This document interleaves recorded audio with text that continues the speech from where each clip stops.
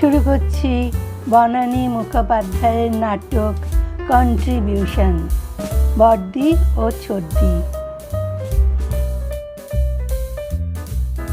কি রে দিদি, তোর হলো? রাত 11টা বাজে চললো, তো সিরিয়াল আর শেষ হয় না। কি রে, সাড়া দিচ্ছিস না কেন?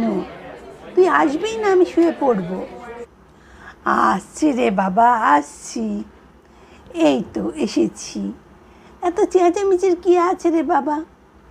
চেঁচাবো না তো কী করবো? এদিকে তো রোজ ফোন করে যাচ্ছিস, একবার আয় একবার আয়, আমেরিকার গল্প শুনবো।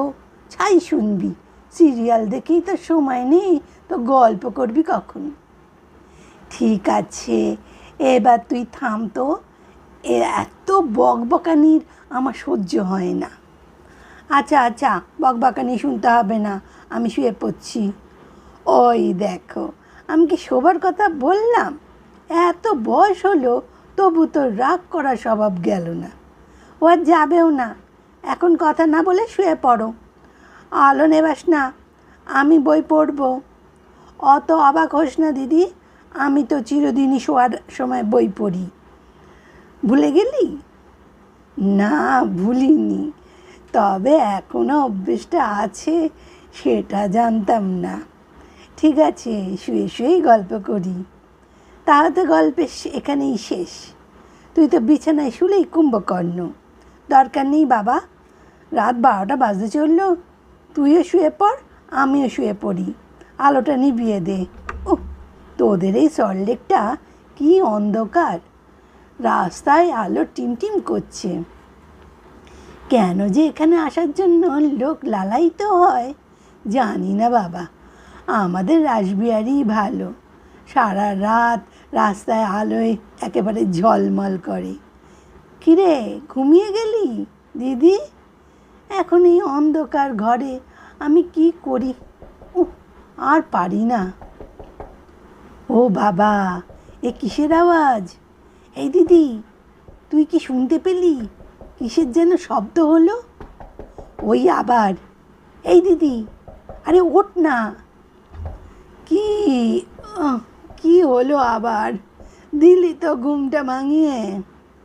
চুপ চুপ, আস্তে কথা বল। দরজা একটা আওয়াজ হচ্ছে, শোন।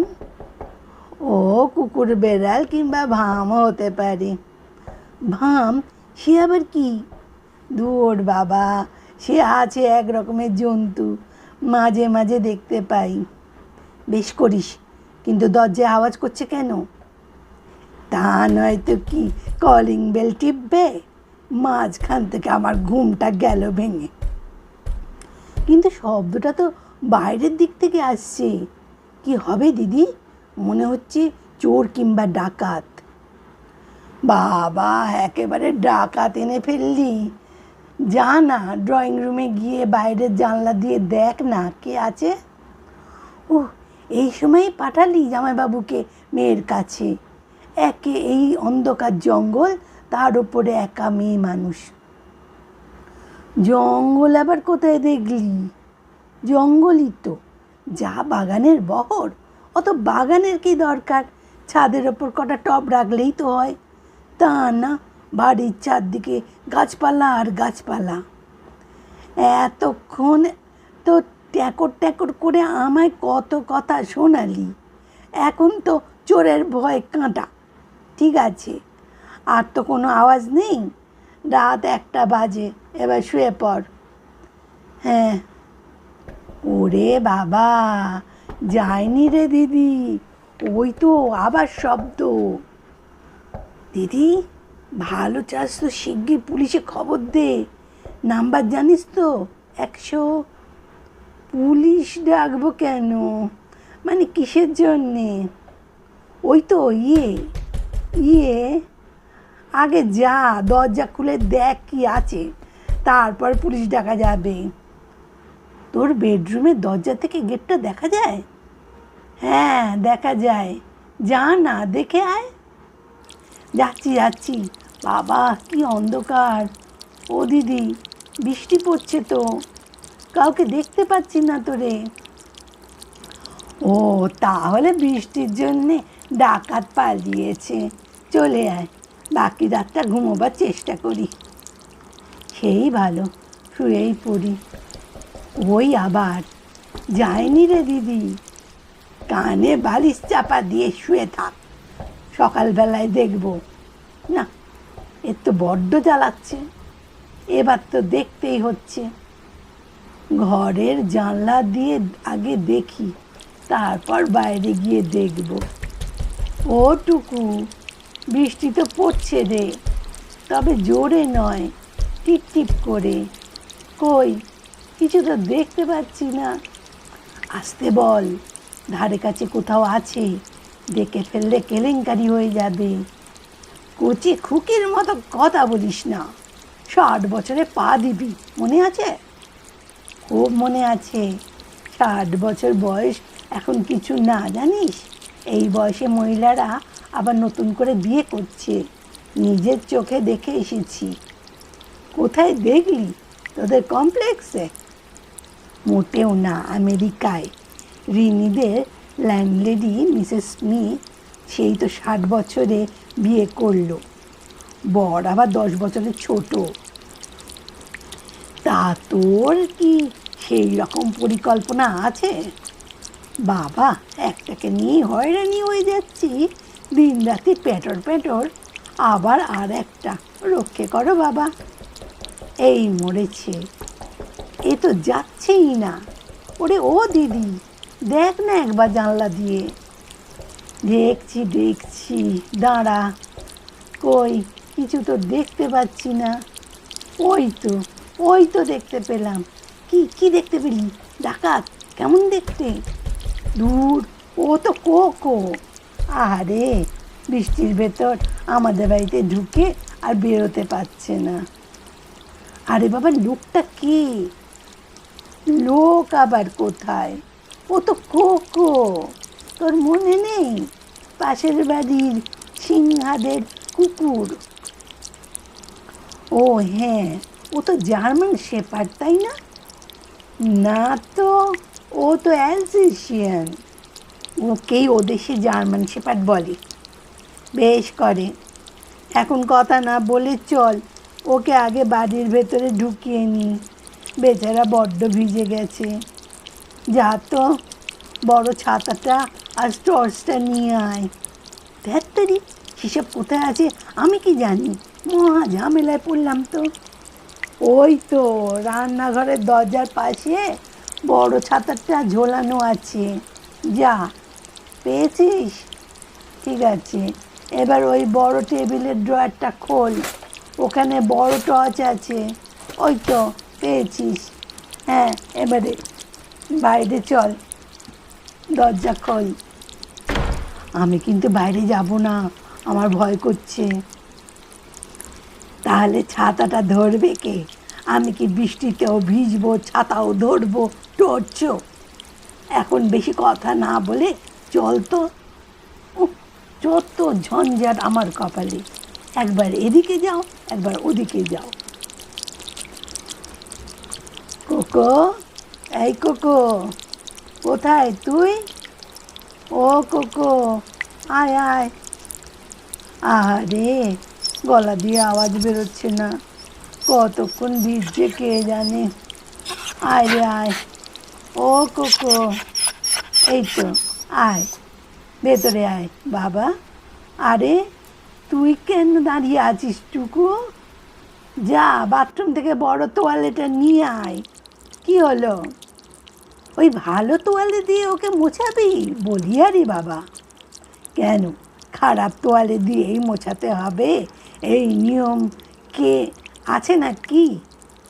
যা, নিয়ে আয়। এই নে। এই তো মুছিয়ে দিচ্ছি। সোনা, একটু শান্ত হয়ে বস। পাশের বাড়িতে ফোন করে বল না ওদের কুকুরকে নিয়ে যেতে।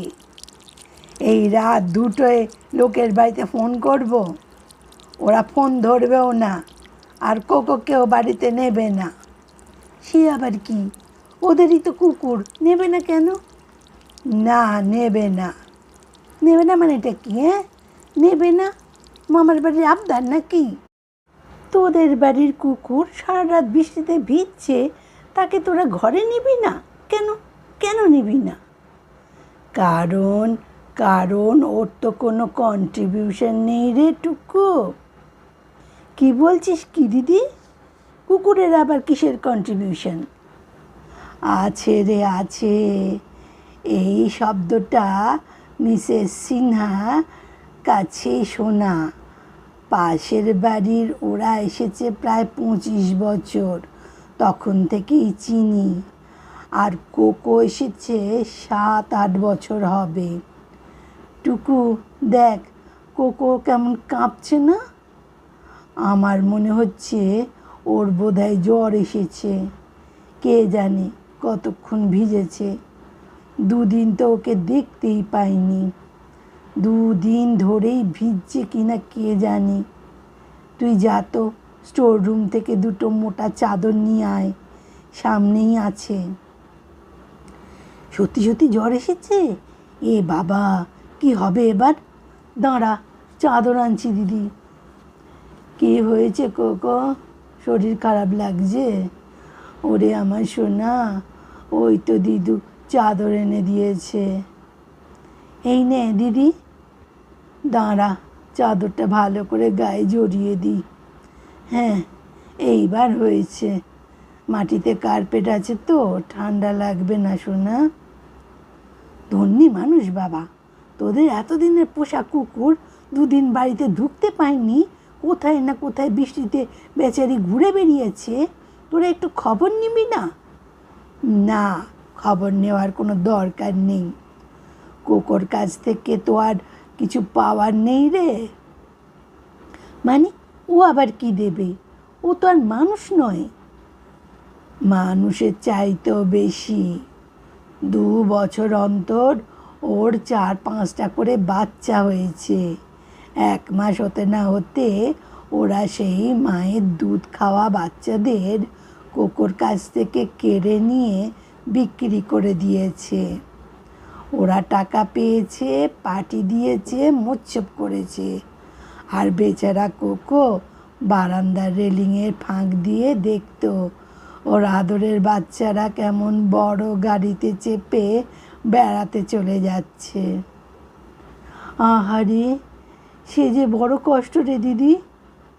যতদিন ও বাচ্চা দিতে পেরেছে ততদিন খুব আদরে থেকেছে। আর যখনই ডাক্তার বলে দিল যে আর যেন ওর বাচ্চা না হয়, তাহলে আর ওকে বাঁচানো যাবে না, বাচ্চাদেরও না, ওর কন্ট্রিবিউশনের পালা শেষ। সেই থেকে ওর জায়গা হলো গ্যারেজের এক কোণে। ডানলপ পিলো গদি থেকে সোজা গ্যারেজের একটা কোণে। ভাগ্যি ডাক্তার জোর করে ওর অপারেশন করিয়েছিল, তা না হলে তো ওর আরও বাচ্চা হতো। যাকগে, তুই ঘরে গিয়ে শুয়ে পড়টুকু, আমি এপাশের সোফায় একটু শুয়ে থাকি। ওকে তো আমরা দুজনে তুলতে পারবো না, না হলে ওকে সোফাতেই শোয়াতাম। না রে দিদি, ঘরে যাব না, আমিও এপাশের সোফায় শুচ্ছি।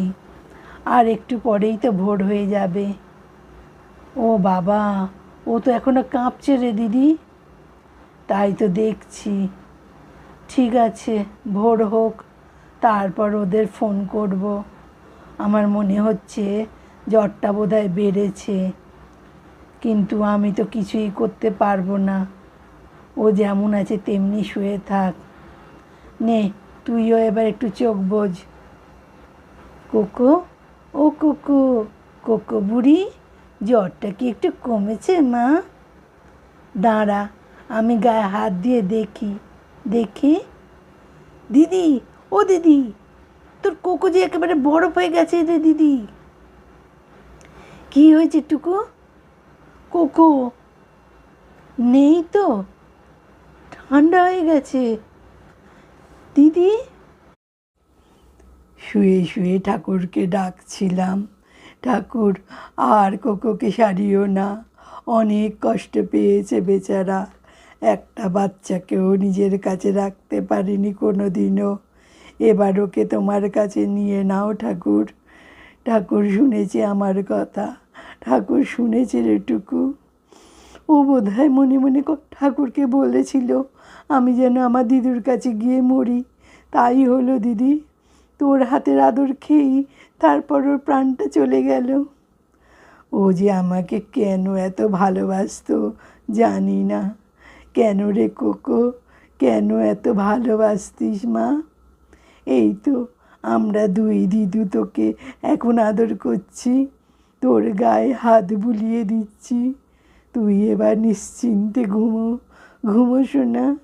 মিসেস সিনহা, তোমরা বুঝলে না ওর কন্ট্রিবিউশন কী, নিঃস্বার্থ ভালোবাসা।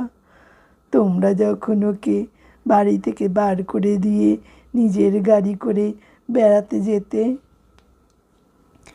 তখন কোকো তোমাদের পিছন পিছন ল্যাজ নাড়তে নাড়তে অনেকটা পথ ছুটে যেত। হয়তো ভাবতো মা কি একটু কথা বলবে না, একটু আদর করবে না। তোমরা একবার ফিরেও তাকাওনি। এত অবহেলা কোথা থেকে শিখেছ গো? কোন কলেজে এত নেগলেক্ট করা শেখায়? তোমরা কি নিজেদের মা বাবাকে কন্ট্রিবিউশন না থাকলে এমনই নেগলেক্ট করবে? নিশ্চয়ই করবে, ওটাই তো নিয়ম হয়ে গেছে। তবে তোমাদেরও ওই দিন আসবে, রেডি থেকো মিসেস সিনহা, নেগলেক্টেড হবার জন্য রেডি থেকো। দিদি, এরকম আরও কত কোকো এক ঘর থেকে দূর হয়ে আর একটা ঘরের অপেক্ষায় বসে আছে দিদি। আমরা পারি না এরকম দুটো কোকোকে আমাদের কাছে আনতে। ওরাও দুটো ঘর পাক, দুটো দিদু পাক, দুটো দাদু পাক, আর অনেক অনেক আদর পাক। পারি না দিদি। তুই সত্যি কুকুর নিবি? নেব দিদি, আমরা দুজনেই নেব, তোরটা কুকি আর আমারটা কোকো। আজ গুরু পূর্ণিমা, তাই ভোর হতে না হতে শাঁখ বাজছে। চলটুকু বারান্দা থেকে সূর্য ওঠা দেখি। শুয়ে থাকো সোনা, নিশ্চিন্তে ঘুমো। এ হলো মাহেন্দ্রক্ষণ, রাতের অবসান আর দিনের আগমন, তার মধ্যে দিয়ে সূর্যোদয়, মঙ্গলময় মুহূর্ত। বড় ভালো সময় চলে গেছিস কোকো। আইটুকু আমরা দুজনে মিলে বলি, আমাদের কোকোর যাবার পথ যেন আলোয় আলোকময় হয়। বলটুকু। ওং জবাকুসুম শঙ্কাশং কাশ্যপেয়ং মহাদুতিম ধ্যানতারিং সর্বপাপগ্নং প্রণতোস্মি দিবাকরং প্রণতোস্মি দিবাকরং প্রণতোস্মি দিবাকরং।